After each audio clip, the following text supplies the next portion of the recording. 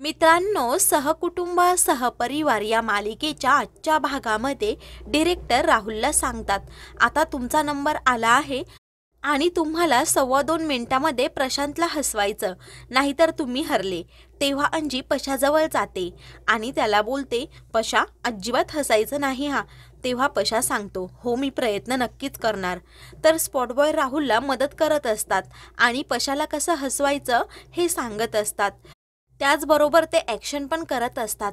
तेव्हा डिरेक्टर त्या दोघांनाही शांत करतो.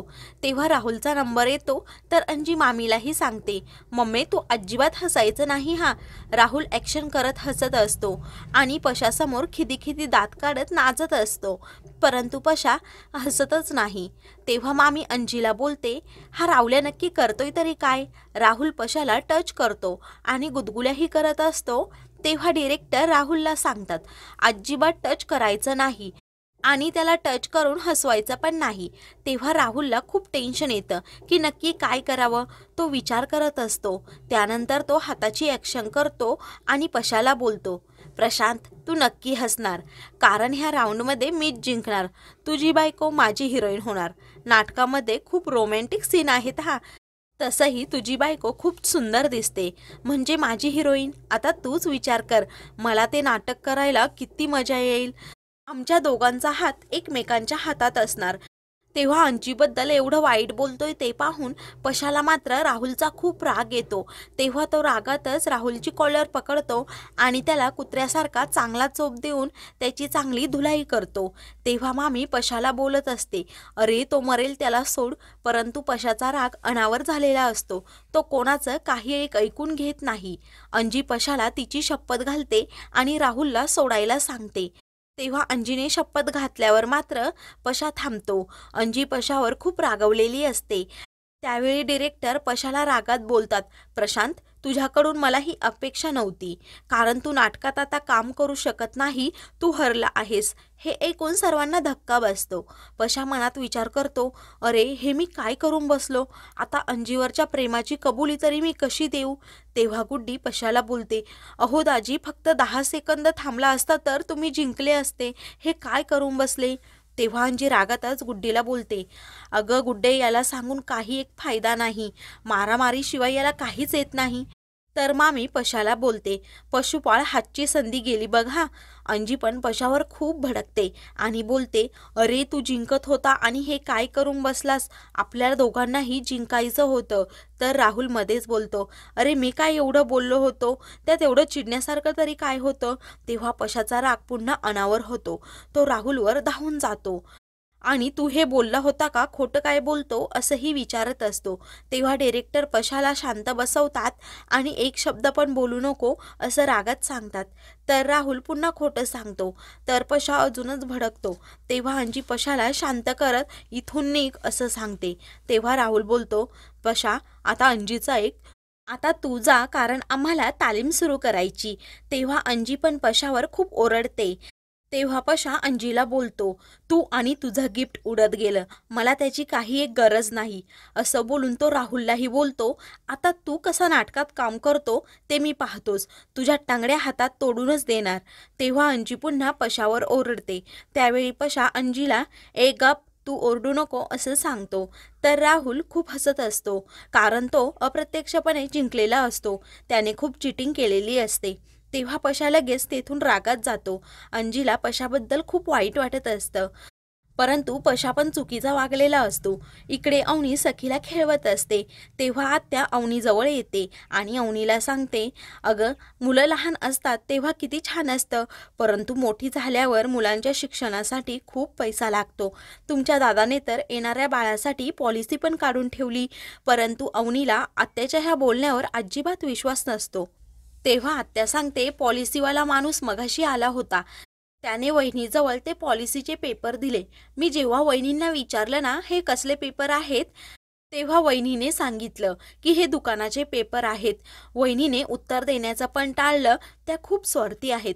म्हणून मी तुला सांगते, तुझ्या मुलीच्या भविष्याचा प्रश्न आहे, आता विचार कर, तिच्यासाठी तू काहीतरी तरतूद करून ठेव. तेव्हा अवनी बोलते, परंतु मला विश्वास बसत नाही की दादा वहिनी असं वागू शकतात. त्यावेळी आत्या सांगते, वहिनी प्रेग्नेंट होत्या तरी ती गोष्ट तुला माहीत होती का?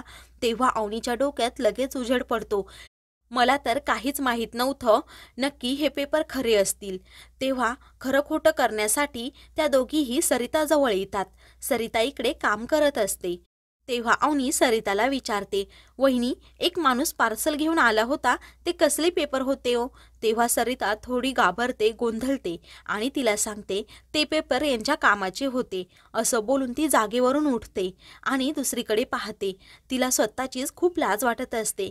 तेव्हा अवनी सरितावर खूप चिडते आणि बोलते, होणाऱ्या बाळाची पॉलिसी तुम्ही काढली, ते पण घरात कोणालाही न सांगता. मग मी गप्प कशी बसू? तेव्हा सरिता विचार करते, अवनीला हे सर्व कसं माहीत झालं? अवनी खूप आरडाओरडा करत असते. तेव्हा वैभव आणि सूर्या पळतच तेथे येतात. तर सूर्या अवनीला विचारतो, अगं अवनी, काय झालं? एवढा आरडाओरडा का करतेस? त्यावेळी अवनी बोलते, तुम्ही तर काही बोलूच नका. तुम्ही तुमच्या बाळासाठी इन्व्हेस्टमेंट केली हे मला अजिबात आवडलं नाही. हे ऐकून वैभवला धक्का बसतो. तेव्हा तो सूर्याकडे पाहत असतो.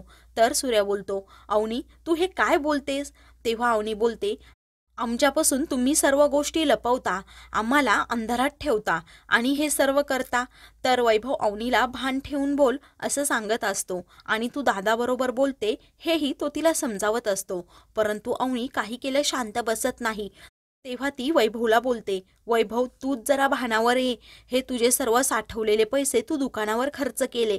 मी सखीसाठी काही आणायला सांगितले तरी अरे तुझ्या कपाळावर आठ्या येतात.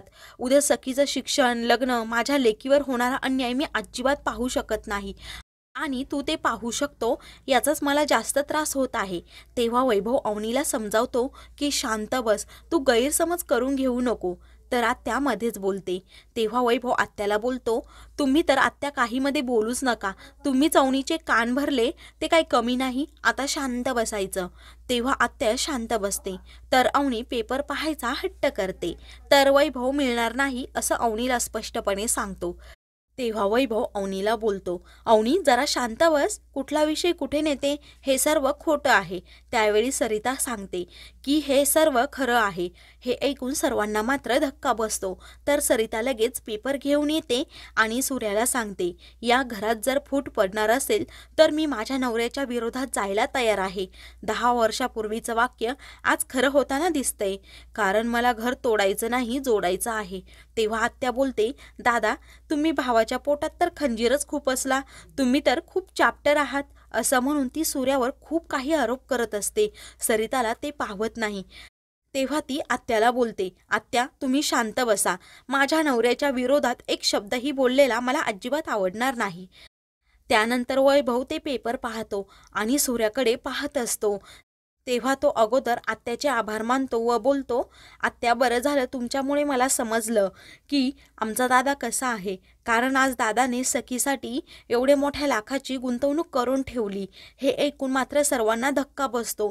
तर वैभव रागात अवनीकडे ते पेपर देतो. अवनी ते पेपर वाचते आणि पाहते तर सूर्याने स्वतःच्या बाळासाठी नाही तर सखीसाठी ही तरतूद करून ठेवलेली असते.